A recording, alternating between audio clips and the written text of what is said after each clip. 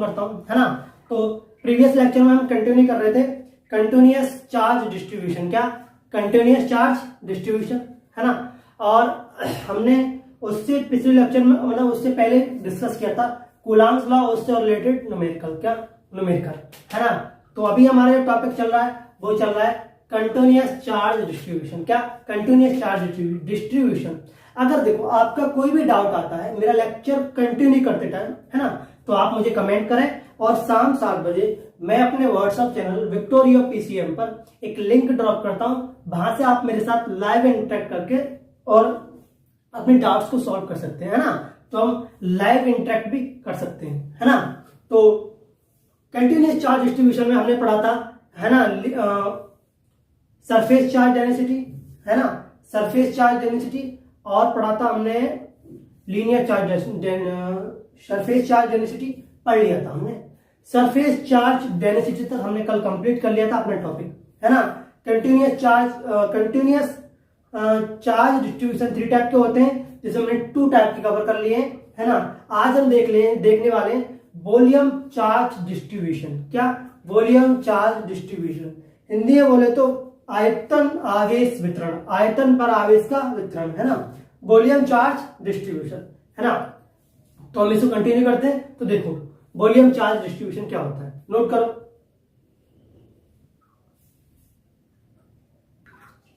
Distribution का third type क्या था, वॉल्यूम चार्ज डेंसिटी, क्या था वॉल्यूम चार्ज डेंसिटी।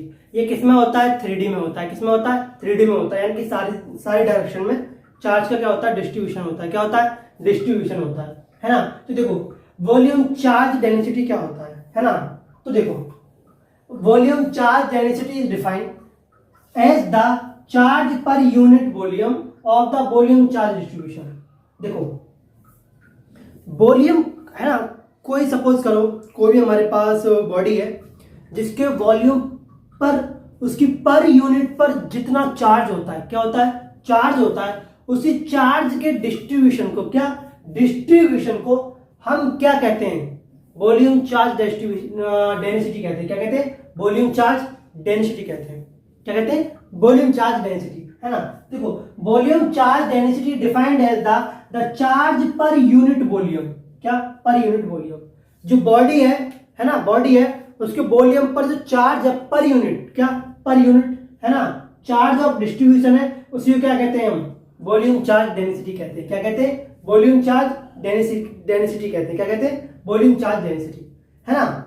इसको रिप्रेजेंट करते हैं डेल्टा से, किससे, नहीं लैम्डा सिग्मा डेल्टा, किससे डेल्टा, किससे करते हैं इसको रिप्रेजेंट, डेल्टा से, किससे डेल्टा से, डेल्टा को ऐसे बनाते हैं, है ना, ये होता है डेल्टा, क्या डेल्टा, डेल्टा से इसको रिप्रेजेंट करते हैं। चार्ज का डिस्ट्रीब्यूशन होता है वॉल्यूम के पर यूनिट पर, उसी को क्या कहते हैं, वॉल्यूम चार्ज डिस्ट्रीब्यूशन कहते हैं, यानी कि Q अपॉन बी। इसका फॉर्मूला क्या होता है, Q अपॉन बी। V क्या है, V यहाँ पर वॉल्यूम है और Q क्या है, चार्ज है ना। इसकी जो SI यूनिट होती है, क्या होती है SI यूनिट, SI यूनिट होती है इसकी, SI यूनिट वो होती है कूलाम प्रति मीटर क्यूब। क्या होती है, कूलाम प्रति मीटर क्यूब, क्या होती है कूलाम प्रति मीटर क्यूब। इसकी क्या होती है, यूनिट होती है, क्या होती है यूनिट होती है ना। हिंदी में बोलते हैं इसको आयतन आवेश वितरण। क्या कहते हैं, आयतन आवेश वितरण।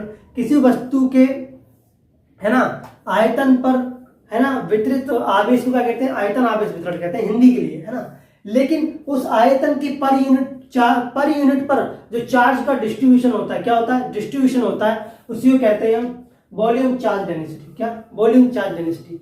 किसी बॉडी के वॉल्यूम पर यूनिट पर, किस पर यूनिट पर जितने चार्ज का डिस्ट्रीब्यूशन होता है, क्या होता है डिस्ट्रीब्यूशन होता है, उसी को कहते हैं वॉल्यूम चार्ज डेंसिटी।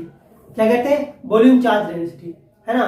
तो हम लोगों ने कंटिन्यूअस चार्ज डिस्ट्रीब्यूशन टॉपिक की थ्योरेटिकल तो हमने देख लिया, क्या थ्योरेटिकल तो देख लिया है। अब इससे रिलेटेड जो न्यूमेरिकल आते हैं, क्या आते हैं न्यूमेरिकल आते हैं, उनको कैसे सॉल्व करते हैं, है ना। तो अब हम इस टॉपिक के न्यूमेरिकल सॉल्व करते हैं। क्या करते हैं, न्यूमेरिकल सॉल्व करते हैं, है ना।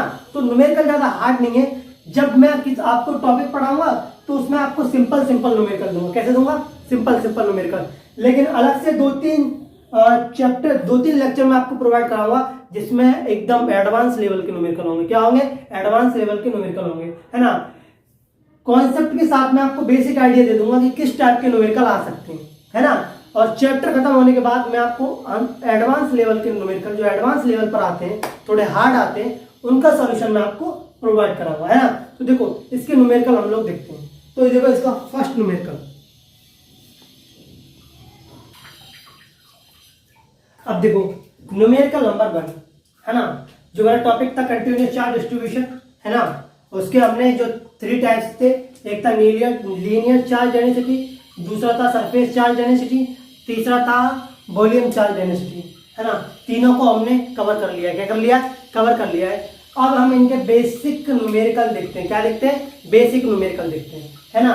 तो कह रहा है what charge would be required to electrify a surface of radius 25 centimetre. तो कह रहा है एक स्फीयर के लिए कितने चार्ज की क्या होगी? रिक्वायर्ड होगी, यानी आवश्यकता होगी, जिसकी रेडियस कितनी है? 25 सेंटीमीटर। क्या है? 25 सेंटीमीटर है ना।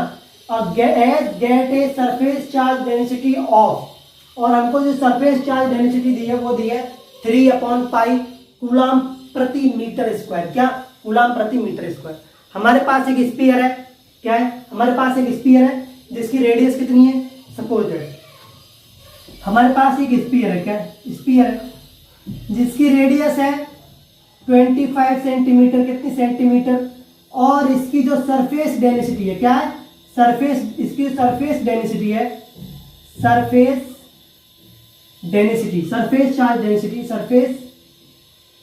चार्ज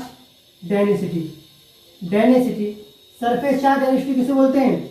इसको लिखते हैं सिग्मा से। किससे? सिग्मा से। वो है 3/π सेंटीमीटर प्रति कूलम प्रति सेंटीमीटर स्क्वायर। क्या? कूलम प्रति मीटर स्क्वायर। क्या? कूलम प्रति मीटर स्क्वायर, है ना। अब देखो गिवन दैट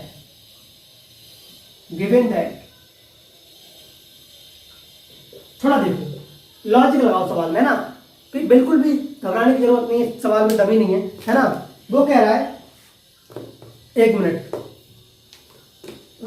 मेरा हाथ सही मार कर। हाँ देखो वो कह रहा है what is the charge would be required to electrify a surface. एक सरफेस के लिए कितना चार्ज रिक्वायर्ड होगा उसको इलेक्ट्रीफाई करने के लिए? क्या करने के लिए?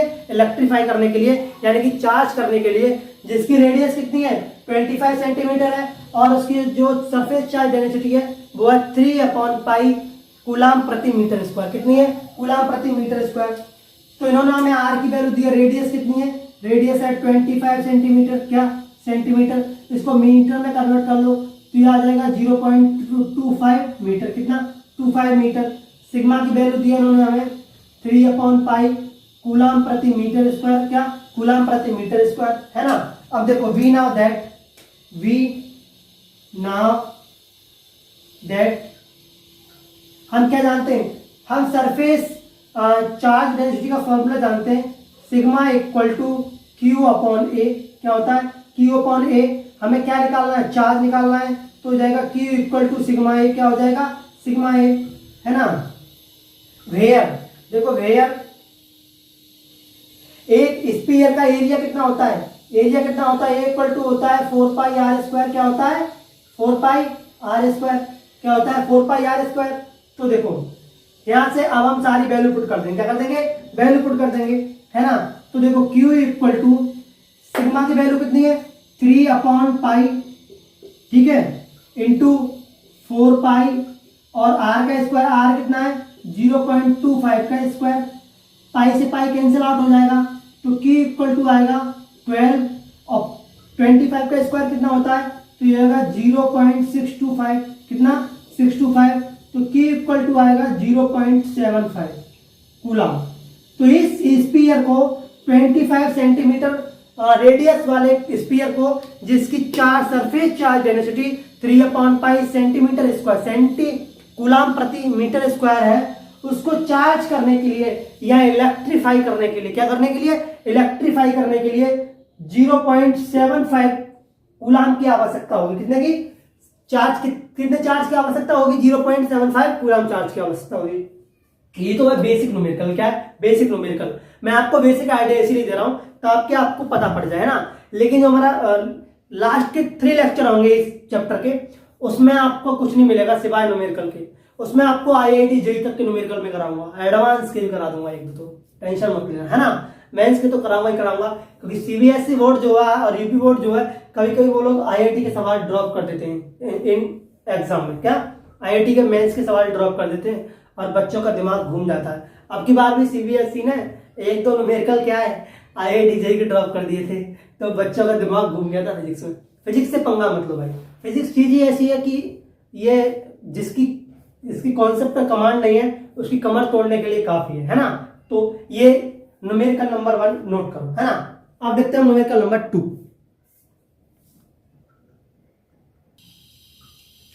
अब देखो न्यूमेरिकल नंबर 2 क्या, न्यूमेरिकल नंबर 2 वो कह रहा है the radius of the gold nucleus. जो गोल्ड का न्यूक्लियस है उसकी रेडियस दी है। ये क्या है? ये गोल्ड का एटॉमिक नंबर है 79। क्या है? एटॉमिक नंबर है 79, है ना। The radius of the gold nucleus 7.0 into 10 to the power -15 metre. ये रेडियस है। क्या? ये रेडियस है किसकी? गोल्ड के न्यूक्लियस की। किसकी? न्यूक्लियस की, है ना। वो कह रहा है assuming that the B positive charge is distributed uniformly throughout the nucleus of the volume। और जो न्यूक्लियस का वॉल्यूम है, क्या वॉल्यूम है, उसमें जो चार्ज का डिस्ट्रीब्यूशन है, क्या चार्ज का डिस्ट्रीब्यूशन है, वो यूनिफॉर्मली है। कैसा है? यूनिफॉर्मली चार्ज डिस्ट्रीब्यूशन है ना। यानी कि 1 मीटर पर 3 कूलाम का चार्ज है, तो अगले भी 1 मीटर पर 3 कूलाम आवेश का ही चार्ज होगा, है ना। 3 कूलाम ही चार्ज होगा, है ना। तो वो कह रहा है कि फाइंड द चार्ज डेंसिटी। तो क्या निकालना है? उसका वॉल्यूम चार्ज डेंसिटी निकालना है। क्या निकालना है? वॉल्यूम चार्ज डेंसिटी निकालना है। ठीक है, तो देखो Q इक्वल टू है ना, कितना है? 79। क्या है? 79। क्या है? 79।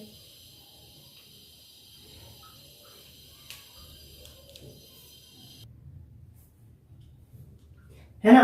तो अब देखो जो गोल्ड का न्यूक्लियस है, क्या है? न्यूक्लियस है, उसकी रेडियस कितनी है? रेडियस यानी गिवन दैट गोल्ड के न्यूक्लियस की रेडियस कितनी है? R की वैल्यू है 7.0 10 टू द पावर -15 मीटर है। कितनी है? मीटर है। कितनी है? मीटर है। अब निकालना है न्यूक्लियस के ऊपर चार्ज कितना है। क्या कितना है? चार्ज। गोल्ड के न्यूक्लियस का एटॉमिक नंबर क्या है? 79 है। क्या है? 79। तो चार्ज कैसे निकालते हैं? चार्ज Q इक्वल टू होता है ZE। क्या? ZE, है ना। Q इक्वल टू होता है atomic number into number of electron, है ना।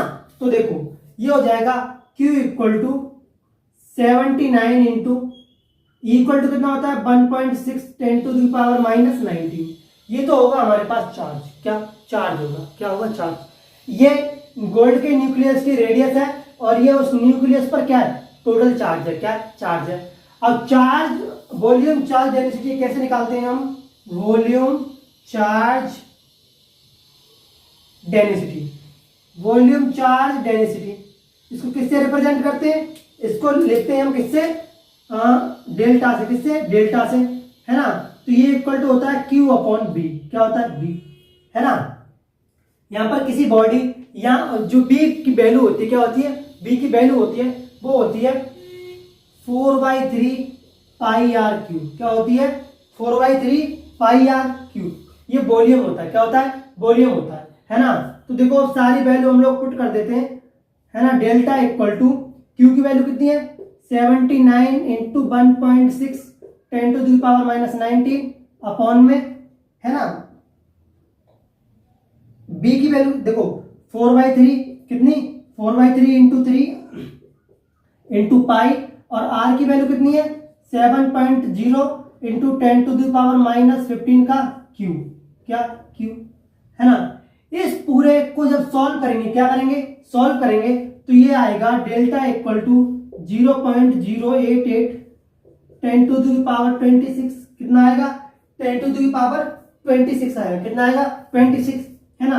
तो डेल्टा इक्वल टू आएगा 8.8 10 टू द पावर 24 कूलाम प्रति मीटर क्यूब।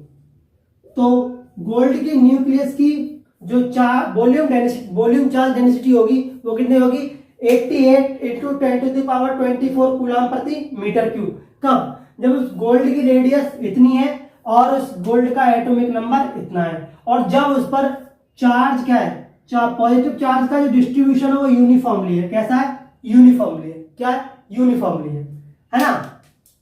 तो इस लेक्चर में हमने डिस्कस किया है ना, कंटिन्यूअस चार्ज डिस्ट्रीब्यूशन के टाइप कितने होते हैं? 3 टाइप का होता है, लीनियर चार्ज डेंसिटी और surface charge density, volume charge density, है ना।